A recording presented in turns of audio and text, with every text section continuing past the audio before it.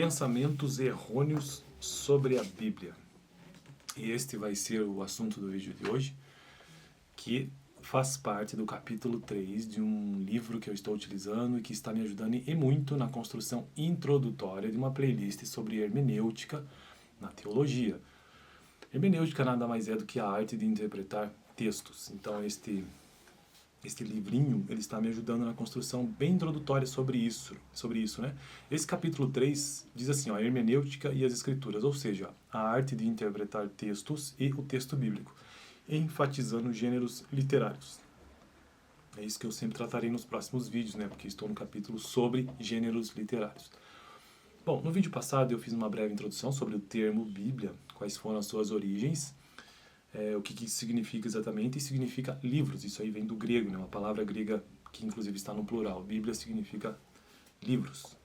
Mas, segundo consta, foi apenas Orígenes quem, por volta do ano 250 d.C., pela primeira vez usou o termo Bíblia. Até então não existia isso, né? Mas isso para designar os livros do Novo Testamento. Depois, por volta do ano 800, o termo entrou no latim para designar o conjunto dos livros sagrados. Do latim passou a outras línguas, tanto assim que em inglês se diz Bible, em alemão não sei como é que pronuncia, mas é Bibel, em italiano Bíblia, e assim por diante. Beleza, então vamos ao assunto do vídeo propriamente dito, que é pensamentos errôneos sobre a Bíblia dentro deste tópico sobre o termo Bíblia. Disse de Ingmar Bergman, diretor sueco do cinema, que ao chegar perto de um retrato de Cristo numa catedral europeia, sussurrou, "Fale comigo." Apesar da espera, ouviu-se apenas o silêncio gritante. Segundo Lutzer, foi essa experiência que o motivou a filmar o silêncio, no qual descreveu pessoas que tentavam desesperadamente encontrar Deus. Muitos leitores, ao se aproximar da Bíblia, agem conforme Ingmar Bergman. Abrem o livro, Bíblia, aleatoriamente, direcionam o indicador para um ponto específico e pronto. É aqui que Deus está falando hoje. Outros, em vez de orar pedindo ao Senhor orientação através do seu Espírito Santo, para compreender as Escrituras, oram dizendo, fala comigo. Depois abrem a Bíblia aleatoriamente e por vezes a fecham decepcionados pelo aparente silêncio de Deus. Agem assim os adeptos do pensamento que foi Deus quem escreveu a Bíblia e nolo entregou pronta do céu. Uma citação aqui de Shows. De fato, a Bíblia não chegou por fax, ou por e-mail, ou por carta do céu, ou para usar uma analogia mais moderna, com o anexo de um e-mail. Ela não caiu magicamente das nuvens. Ninguém encontrou a Bíblia empacotada num cofre enterrado numa ilha deserta. A própria Bíblia desmente esse tipo de ideia. O evangelista Lucas diz que fez pesquisas para escrever o seu evangelho.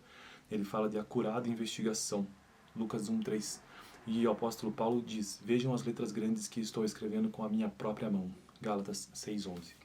Já outros, convictos de que Deus não falou através da Bíblia, atribuem a Escritura apenas aos autores humanos, e isto não passa de uma meia-verdade. Desta forma, tanto o que ignora o fato de Deus ter inspirado a Escritura, quanto o que humaniza plenamente... Isso aqui é interessante, ó. Desta forma, tanto o que ignora o fato de Deus ter inspirado a Escritura, o texto, né, quanto o que a humaniza plenamente, estão de fato errados. A Bíblia é o livro divino humano, ou seja, plenamente divino, isso segundo várias citações que ele traz aqui no texto, 2 Timóteo 3,16, Hebreus 1,1, Deuteronômios 4,3 e Daniel 5,5, Apocalipse 1,11 e 19, e plenamente humano também. Então é um livro aí que tem um duplo caráter, né? Uma dupla característica, melhor dizendo. Êxodo 17,14, 24,4, 34,27, Josué 8,32, Jeremias 36,4, Marcos 12,19, João 21,24, Apocalipse 21,5. E trataremos sobre isso ao longo do capítulo, onde reafirmaremos a necessidade de um processo hermenêutico consciente na interpretação da Escritura. Processo hermenêutico consciente. Bom, então o assunto de hoje foi pensamentos errôneos sobre a Bíblia.